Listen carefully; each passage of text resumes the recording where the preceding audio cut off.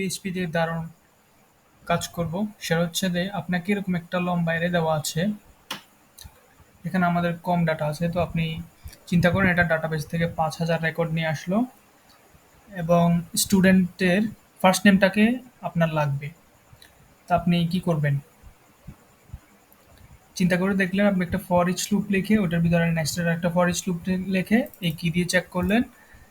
ওই কিটা যদি সেম হয় আপনার ওই কলামের নাম, তো আপনি ওই ডাটাটা নতুন একটা অ্যারেতে পুশ করে সেই ডাটাটাকে প্রিন্ট করে দেবেন। তো আপনি চাইলে বিল্ট ইন ওয়েতেও করতে পারেন। প্রথমে আমরা এটাকে প্রিন্ট করে দেখি আমাদের সবকিছু ঠিকঠাক আছে কিনা। তো এরকমভাবে আমাদের রেজাল্টটা আসতেছে। এখন আমরা পিএইচপির ওয়েতে করব। আমরা এক্সট্রা ফাংশন লিখব না, তো আমরা বিল্ট ইন ফাংশনগুলোর ইউজেস জানি। সেটা হচ্ছে পিএইচপির একটা ফাংশন আছে পি অ্যারে, পিএইচপির অ্যারে কলাম নামে একটা ফাংশন আছে। তো সেটা প্রথমে আমাদের রেকর্ডসটাকে নিবে, নেওয়ার পরে কোন কলামটা লাগবে সেটা আমরা বলে দিব। আমরা বলে দিব হচ্ছে ফার্স্ট নেম। এইটা আবার কি করে একটা অ্যারে রিটার্ন করে সেটা বুঝবেন কেমনে? এই যে বলে দেওয়া আছে রিটার্ন টাইপ একটা অ্যারে। তো আমরা সেটাকে নেই ফার্স্ট নেম।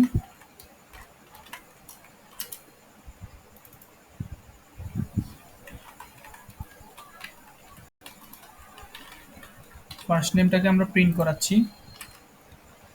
আমাদের 4টা নাম চলে আসছে। এখন আমাদের যে 4টা নাম আসছে এগুলার কিন্তু আমরা কিগুলো যেভাবে দেখছি, এখন আমরা চাই যে আসলে এই স্টুডেন্ট যেটা আমরা বের করে নিয়ে আসছি ফার্স্ট নেম দিয়ে তাদের আইডি কত। এখন সেটা যদি আমরা দেখতে চাই সিম্পলি আমরা এখানে বলে দিব থার্ড প্যারামিটারে যে আইডি।